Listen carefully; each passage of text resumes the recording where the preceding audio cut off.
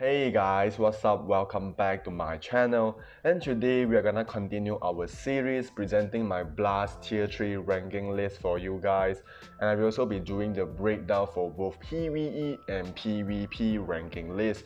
So if you like this type of video, please do not hesitate to hit the subscribe button and put a thumbs up as a way to support this channel, and your help with that will be truly appreciated. So basically, what I'm going to do here is to rank them accordingly from the worst ranking to the best based on their power level, based on their usefulness, and it's also based on how frequent you're going to use them in the current state of the game. So that is the criteria. Alright, so now let's get started with the PvP list, but of course, as usual, I won't go into too much details for PvP. So there you go, this is a PvP list for the Blast Tier 3 characters.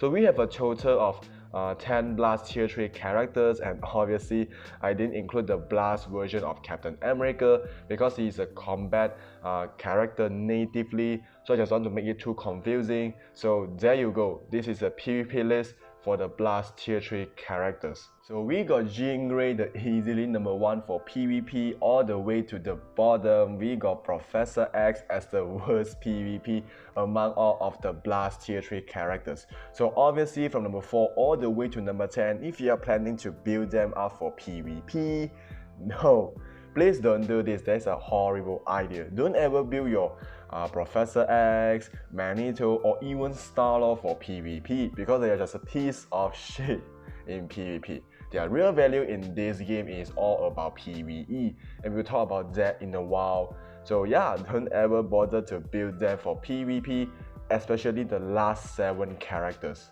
Other than that, I also wouldn't recommend you to build your Wanda for PvP, although she's the top 3 in this PvP list because there are characters that are way better than her in PvP, which is Jean Grey. I know some of you might be saying she's kind of like fallen off after the new heavy hitters come into the game like Sentry, like Knull, like Silver Surfer. I mean, trust me, Jean Grey is still the PvP queen, she's still the top 5 in the current PvP meta, and I have proved that in my previous video where I used Jean Grey to take down both Sentry and Knull successfully, even on autoplay mode. So yeah, Jean Grey is actually the only one in this list I would suggest you to go all the way to build and max her out as a PvP characters, because first of all, as I said, she belongs to the top 5 in the current PvP meta. Secondly, because she's not that good in PvE, because there are characters that are way better than her in PvE. There's a lot of characters to be honest. So what I mean here is that she's not that good for PvE, so you can fully concentrate on building your Jean Grey for PvP. And most importantly, Jean Grey also gives you the flexibility for being a universal type of character with her Marvel Girl uniform. Both uniform is actually very good for PvP. Technically, the X-Men Red uniform is the best for PvP, and the Marvel Girl uniform is slightly better for PvE. But in my opinion, 2 uniform is more or less the same. Both uniform is also very good for PvP, but the universal version of Jean Grey gives you the flexibility and the type advantage, which is very good for timeline battle. So yeah, Jean Grey should be the only one that you should consider to build for PvP. And then for, Doctor Strange, yeah, he's not that bad in PvP, but I would still recommend you to build your Doctor Strange for PvE because he can do much better in Extreme Alliance battle, and we'll talk about that in a while. So there you go, this is the PvP list, the top 10 PvP list for the Tier 3 Blast characters. Alright, so now let's talk about PvE. Let's get started with the last one. There you go, you got Iron Man. I'm not saying he's the worst, he's still very good on his own as a PvE character. Technically, all of the Tier 3 Blast characters here are very good for PvE, but for Iron Man, he just being the last one among all of the Tier 3 Blast characters. Very sad to say that. Hopefully the dev can do some of the improvement on the Xavier of in-game. Iron Man should be deserving more than that, to be honest. So let's hope for a rework. Next up, we got Jean Grey. The reason why we rank Jean Grey above Iron Man, in my opinion, damage wise, Jean is slightly better than Iron Man, especially the Tier 3 skill. If we consider Extreme Alliance Battle, Knull World Boss Legend, Giant Boss Ray, and Extreme Danger Room, Jean is slightly better than Iron Man.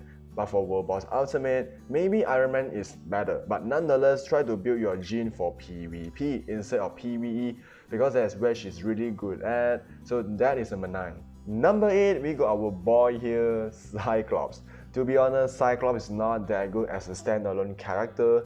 Damage-wise, Iron Man and Jean Grey is definitely better than Cyclops, but in today's game mode, especially with the recent Knull World Boss Legend, Cyclops' value has risen drastically. Guess what? He has become one of the best support characters in the game, especially in Knull World Boss Legend. And then he's also very good as a support in Extreme Alliance Battle, the Blast Villain ABX. Very good support for Moonstone because you can just simply put him in your team and he's gonna provide you the 65% energy attack, increase of energy attack from his leadership and from his passive. And then if possible, I would recommend you to give your Cyclops a CTP of Insight to provide even more damage to your damage dealer, and that's why you will see there's a lot of players out there using Cyclops with a CTP of Insight. So yeah, build your Cyclops as a support instead of main hitters. In my opinion, if you consider the value, Cyclops should be above Iron Man and Jean Grey because of how frequent people are using this character every day in this game. Moving on to number 7, we got Storm, one of the best support characters for the Elemental dealers.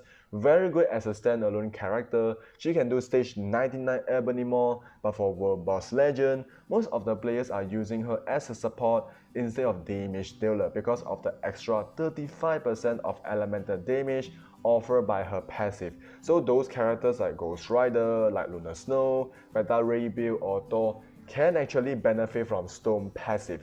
So if you're having difficulty trying to clear Knull with these elemental dealers, bring in one support like Storm. You will realize that Knull is not that difficult to clear actually, so that is the value about Storm. Outstanding as a support and outstanding as a standalone character. Moving on to number 6, we got another X-Man, which is Magneto. He is actually pretty good for Shadowland because of his tier 2 passive. He can do very high stages of Shadowland, and you know what? He is actually the second best for the Blast Villain ABX day. He used to be the top priority for that specific ABX day, but because right now we do have Moonstone which can do far better than Magneto in that specific category, so Magneto value is kind of like fallen off, but he's still very good on his own, very good as a standalone character, and in addition to his great leadership, which makes him so good for PvE, so he is definitely deserving to be on this position. Moving on to number 5, we got Wanda, one of my favorite characters of all the time. It is very sad to say that she is not the top tier in this game, almost smashed Thanos into pieces in endgame but ended up being the average character in this game. That is very sad, but I think we are gonna get at least one new uniform for Wanda since the Wanda and Vision series is going on in the Disney Plus right now, so I won't be surprised if the dev team introduce a new uniform, a completely new version of Wanda in the next 2 or 3 weeks, but let's see. So with the current power level, Wanda is number 5. So now let's talk about number 4, we got Star-Lord, amazing as a standalone character in Knull World Boss Legend, Extreme Alliance Battle and Giant Boss Ray. He has a very good leadership and he's actually one of the cheapest. I think he's the cheapest tier 3 character in this game, which is fantastic. Every player or even new player should own Star-Lord at tier 3 no matter what, because you can just simply unlock Star-Lord and get his tier 3 level 70 by just completing the Galactic Imperative Epic Quest, which is nice because at the end of the day, you are going to get not 1 but 2 characters once you complete this Epic Quest, which is tier 3 Star-Lord and Beta Ray Bill. And that's why Star-Lord value is so high, and in addition to his current power level, Star-Lord is number 4. Moving on to the top 3, we got Professor X, lousy as a PvP character, but he can do almost everything in PvE. He can do stage 99 Ebony Maw, stage 99 Obsidian with just an obelisk, and then he can do all of that even without a uniform. That's how crazy he is. And then he can do Knull World Boss Legend, he can clear GBR pretty fast, he is not that bad in DRX and ABX as well, so Professor X's value is considered very high, and therefore he is deserving to be on this position. Moving on to number 2, we got Doctor Strange. Very good as a standalone character, he has a very good leadership, he is very good in almost all the PvE content except for DRX. The reason why we rank Doctor Strange above Professor X simply because of Extreme Alliance Battle. Doctor Strange that have the paralyzed effect from his tier 3 skill. He can easily score over 7 million in the ABX paralyzed season, which is very nice. For Fear and Burn season, although Doctor Strange is not the top priority, but he can still score over 5 million, which is not too bad. And then because of that, I would say Doctor Strange is slightly better than Professor X, and that's why Doctor Strange is number 2 and Professor X is number 3. Moving on to number 1, the champion, we got Sharon Rogers.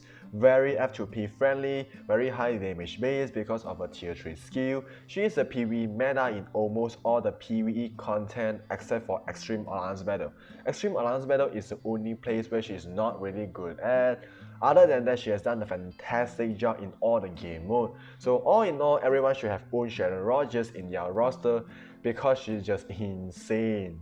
So that is all my ranking list for the tier 3 blast characters. Feel free to tell me your opinions towards my ranking list. Please leave a comment in the comment box below, we can discuss together. So thank you for watching. Don't forget to check out the combat tier 3 ranking list in the video down below. Don't forget to subscribe to the channel for more upcoming contents. Thank you very much for your support and I will see you in the next video. Take care.